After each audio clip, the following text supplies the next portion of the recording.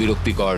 আমি আবার বেডটাকে এখানে সেট করলাম, আশা করছি ওর নাক ডাকার শব্দ থেকে একটু রেহাই পাবো। ওদের দুজনের সম্পর্ক ভালো করতে আর ইয়েনের ঘুমের অভাব মেটাতে ওরা দুজনে একঘেয়েমি কাটানোর উপায় বার করলো। ওরা দুজনে বাস্কেটবল হুপ বানালো ওদের বিছানা দিয়ে, এটা কিন্তু দারুণ একটা আইডিয়া। আর সেটাকে পুল আপ বার হিসেবেও ব্যবহার করলো। ফার্স্ট প্রিজনে আমি মোটেও অ্যাথলেটিক ছিলাম না, কিন্তু সেকেন্ড প্রিজনে আমি এটা হয়ে দেখাবো। খুব ভালো। বোঝা যাচ্ছিল ওদের কিছু ওয়ার্কআউট ইকুইপমেন্টের প্রয়োজন। আমি এই জেলখানাকে একটা জিমে পরিণত করতে চাই। তাই প্রতিবারের মতো 10ম দিনে আমি ওদের জন্য একটা অফার নিয়ে এলাম যাতে ওদের সাহায্য হয়। Officer best reporting. Officer best ডিউটিতে রিপোর্ট করলো। দেখা যাক আমাদের বন্ধুরা কি করছে। কেমন আছো তোমরা?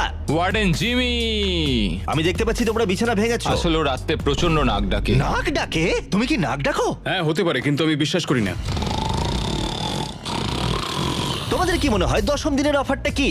পার্সোনাল শেফ, একটা বই। লাইব্রেরি। একদমই নয়, এগুলোর মধ্যে কোনোটাই নয়। উফ। আমার সাথে চলে এসো। এই লকডাউনটা